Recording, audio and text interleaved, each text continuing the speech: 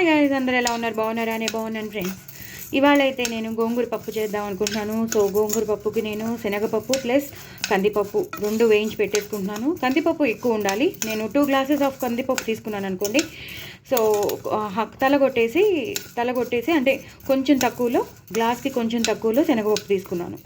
So ఇది బాగా వేయించేసుకున్నాను. బాగా వేగిపోయి రోస్టెడ్ మంచిగా అయిపోయి వీటిల్ని ఇప్పుడు నేను కడిగేసుకున్నాక అప్పుడు నేను కుక్కర్ అదే ఈ ప్రెషర్ ప్యాన్లోనే కడిగేసుకున్నాక గోంగూర పచ్చిమిరపకాయలన్నీ వేసేసి ఉడకబెట్టేశాక మనం పోపు ఎలా వేసుకోవాలో చూపిస్తాను. సో ఇలా ప్రెషర్ ప్యాన్లో పెట్టేసుకున్నానండి. పప్పు తగినన్ని నీళ్లు పోసేసుకున్నాను, పచ్చిమిరపకాయలు వేసుకున్నాను, పసుపు వేసుకున్నాను, కారం వేసుకున్నాను, గోంగూర వేసేసుకున్నాను. సో మొత్తం ఇలా కలిపేసుకోవాలి. ఎక్కువ పచ్చిమిరపకాయలు వేసుకున్నాను, ఒక 15 పచ్చిమిరపకాయలు అయినా వేసుకున్నాను. సో గోంగూర కూడా తరిగి గోంగూర వేసేసుకున్నాను. 1 స్పూన్ కారం వేసాను, ఒక 1/2 స్పూన్ పసుపు వేసేసాను.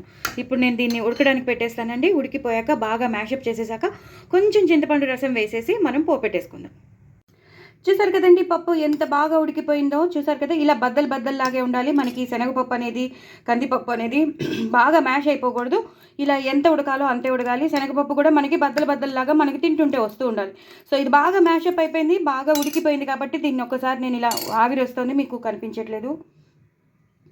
సో దీన్ని బాగా మ్యాషప్ చేసేసాక మీకు చూపిస్తాను. చూసారు కదా ఎంత ఆవిరి వస్తుందో. సో మీకు అసలు మొత్తం మసక బారిపోతుంది. ఇప్పుడు చూసారు కదా. సో నేను కదిపితే ఆవిరి వచ్చేస్తుంది కాబట్టి నేను కదపను. సో గొట్టొస్తుంది చూసారా. సో దీన్ని ఇలా కలిపేసుకుని ఇప్పుడు నేను పోపు వేసుకుంటానండి. పోపు వేసుకునేటప్పుడు చూపిస్తాను. కొంచెం వాటర్ అయితే పోయాల్సి వస్తుంది. కొంచెం వాటర్ పోసేసి మరగనిద్దామండి. ఇప్పుడు చింతపండు వాటర్ బదులు నేను చింతపండు నీళ్ళు వేసేస్తాను. నేను చింతపండు కూడా నానబెట్టి పెట్టుకున్నాను, ఒక పెద్ద నిమ్మకాయ అంతా. సో ఆ నిమ్మకాయ అంత చింతపండు నీళ్ళని వేసేసి బాగా ఉడకనిస్తానమాట. అది ఉడికాక మనం పోపు వేసేసుకుంటాను.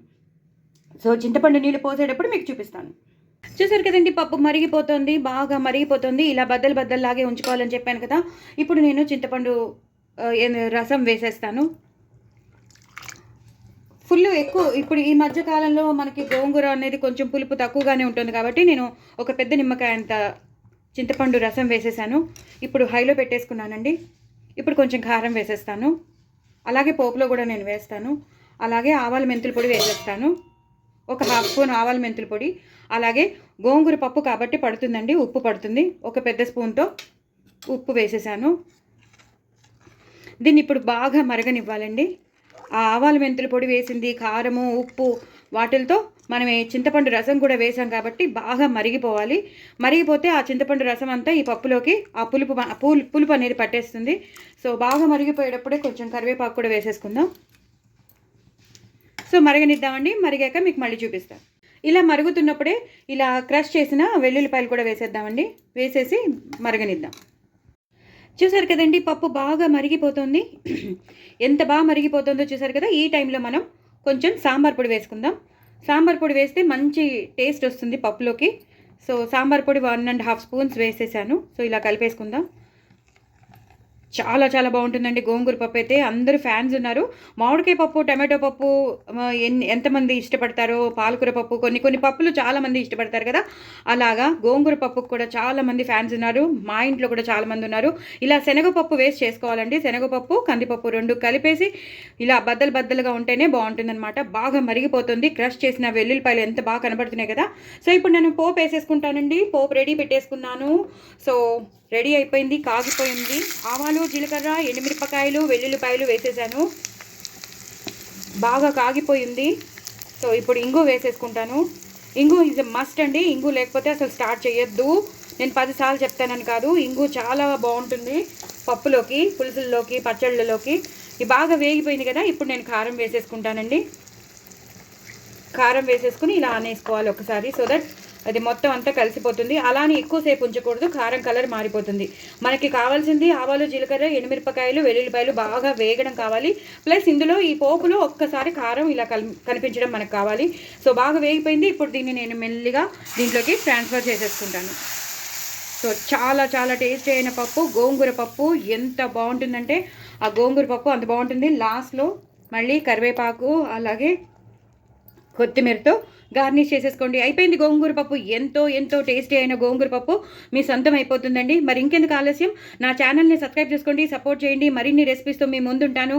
వ్యూస్ పెంచండి, లాంగ్ వీడియోస్ చూడండి, స్కిప్ చేయకుండా చూడండి. అలాగే వ్యూస్ పెంచండి, సబ్స్క్రైబర్స్ని కూడా పెంచండి. చూడండి, అందరికీ ప్రమోట్ చేయండి, షేర్ చేయండి.